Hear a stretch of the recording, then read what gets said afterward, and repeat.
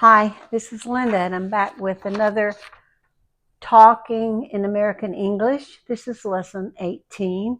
Lesson 17 was mostly about pronunciation, with the letter R especially. Pronunciation is always in the background of every lesson. That's why sometimes I speak more slowly and distinctly to help you with pronunciation. But this lesson is more involved with sentences and common phrases, some idioms, and some special vocabulary. And the setting for it is small talk at a department store. Small talk means a short conversation that doesn't have a particular topic. Two or three people meet, they just say pleasant things to each other, ask a few simple questions, and then they go away. So small talk at a department store is the setting, the location for this. This is number one of the small talks. I will do more, but I will also have more pronunciations sometimes, different topics. But small talk is one that a lot of students want to practice. So we're going to go to a department store for this conversation. Two women, Susan and Joyce, are standing just inside the door of a department store. It is raining hard, so they are waiting until the rain slows down before going to their cars. Susan says, "The rain is really coming down hard." Joyce says, "Yes, and there is some thunder and lightning." Now I'm putting thunder and lightning together as one thing, so that's why I said is. Otherwise it would be there are. But thunder and lightning make one particular thought, so we say is. Yes, and there is some thunder and lightning. I don't think it is safe to go out right this minute. Susan says, "I agree. Let's wait here together until the rain lets up." Joyce says, "Do you shop here often?" Susan says, "I usually come when there is a sale like today." And Joyce says, "Did you find a bargain?" Susan, "I did. I bought a green blouse that I have wanted for a long time but couldn't afford at regular price." And continuing, "Today I was able to buy it for 50% off." Joyce says, "That's a real bargain. I came today because I received a coupon in the mail for an extra 20% off. But I could only apply it to a jewelry purchase. I bought a necklace for my sister. She is having a birthday next week." Susan, "How nice. I'm glad you were able to find what you wanted. This is really a good store, I think. It is expensive, but it has good sales, so I like shopping here." Joyce says, "It looks like the rain is tapering off. I think I will make a dash for the car." "It was nice talking with you." Susan says, "I'll make a run for my car as well. I enjoyed talking to you too. Have a nice day." Joyce, "You too. Bye." Okay, let's go back over some of those sentences. There are many ways to talk about the price is lower. There is a sale. It is a bargain. Those were used in the story.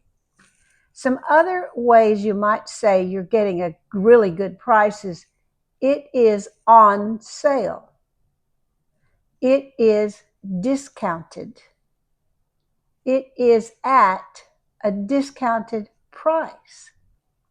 It is on markdown.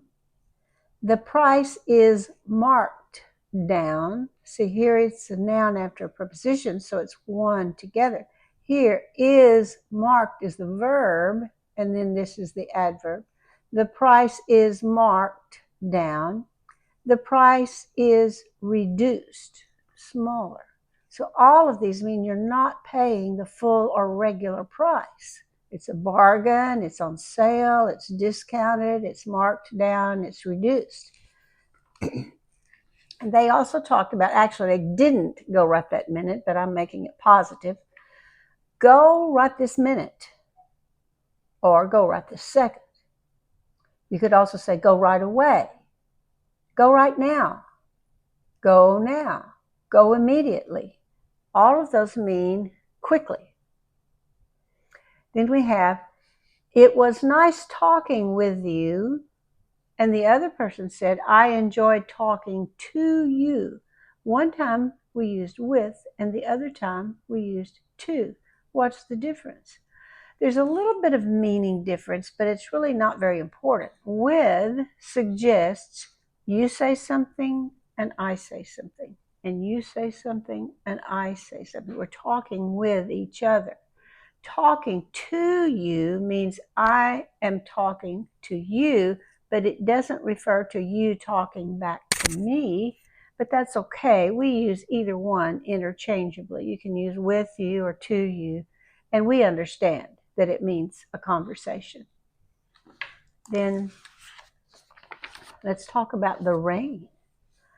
The rain is coming down hard, she said. We could also say these other popular ways. It is raining buckets. It is raining cats and dogs. There's a story behind that, but what it means is now it means it's raining hard. It's raining cats and dogs. It is a downpour. I didn't put it on here, but you could say it is pouring. It means it's coming down almost like it's running solid down. It is a downpour. It is pouring. The rain lets up is used in the story. The rain is tapering off. Both of those mean it's raining hard and then it's getting softer and softer, as though it's about to quit raining. Other ways to say that, the rain is letting up. That's similar to lets up. The rain is letting up. It means beginning to stop. The rain is slowing down. The rain is slacking off.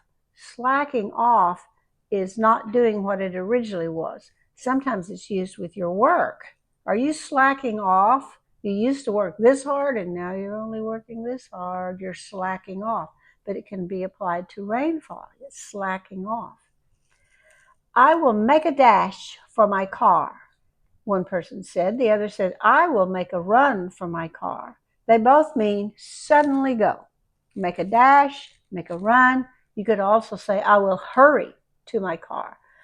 I will go quickly to my car. I'm heading out now. I'm going to go now. I didn't put leaving. I'm leaving now would also fit. But these two don't have quite the urgency of all of the others. Make a dash, make a run, hurry, go quickly, fast. I'm heading out may not be as fast, but you're leaving. I'm going to go now. It's not maybe not as fast, but you're leaving. So these are ways to express that. Those are some phrases or sentences in the story that I thought you might want to know more about. Also, I'm going to go to water vocabulary.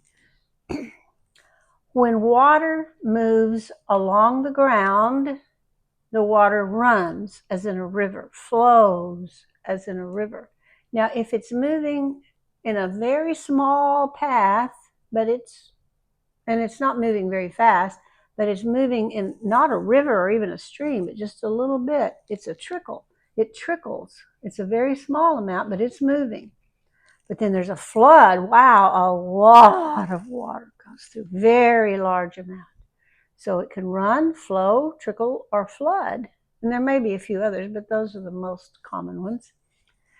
And then if the water is coming from a faucet or a pipe, then we would say the water runs, That's the normal thing you would say. Gushes, comes out really fast. Drips, start and stop, start and stop, start and stop, start and stop quickly, dripping.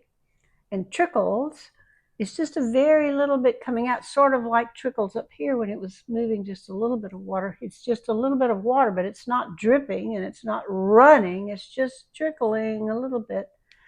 Sometimes water leaks. That means it comes out slowly, but probably not on purpose. It's usually a small amount. You hope it's a small amount. Sometimes a leak can be big, but usually it's a small leak. A little bit of water is coming out of the pipe, but it's not supposed to. If it's coming out where we want it to, it's not a leak. But if it's coming out where we don't want it to, then it's a leak. The water is leaking. Now, what about if the water is coming down from the air above us? Then it is raining or misting or drizzling or pouring. So if it's used in a verb phrase, it is raining, or it could be a noun raining. Rainy as an adjective, or it could just be rain or a rainstorm. Now, misting is very, very, very light rain. It's misty, or it is a mist. It's almost nothing, but a little bit of moisture is in the air coming down. It's not a fog. Fog doesn't fall down. But a mist is just a little bit heavier than a fog, so it does come down. Drizzling is a little bit heavier. It's drizzly, or it is a drizzle. It's a very light rain, but it's coming faster than a mist. And then raining would probably be the next word. And then pouring, it's really coming down hard. A downpour, heavy rain. Now, what if the water is coming up out of the ground, coming up from the ground? Then the water bubbles up, bloop, bloop, bloop, bubbles up, seeps. It's just barely coming out slowly and not a lot. Gushing is when it comes up. Wow, a lot. Gushes. But if it flows, it's coming up and you can see it, and it's beginning to make a little tiny stream that's flowing out of the ground. Now, it could be bigger, but usually it's not that big. Flowing, it's coming out, and it's a solid flow of water. It's flowing. What if it comes from a spray bottle? Then it is a mist, or a spray, or a stream. I'm going to show you a short video illustrating that. I couldn't really illustrate a lot of these, but I can illustrate that one. Mist is very, very, very fine. Small droplets spreading out. Mist.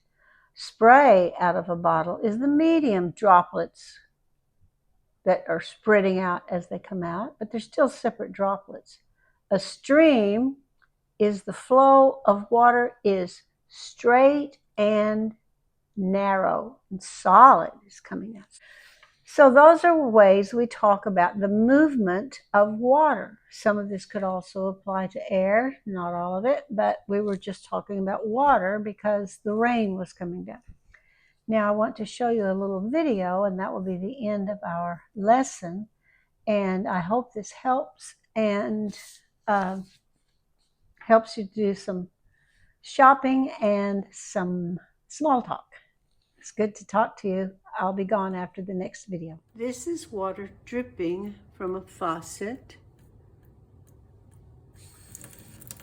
This is water trickling from a faucet.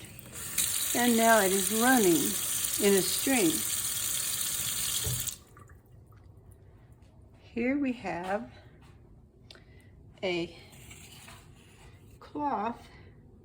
And first, I'm going to take this bottle and use a mist on it. It's too tight. Okay, here's a mist, very light. Now I'm going to switch it to a spray. It's over a larger area. And then a stream.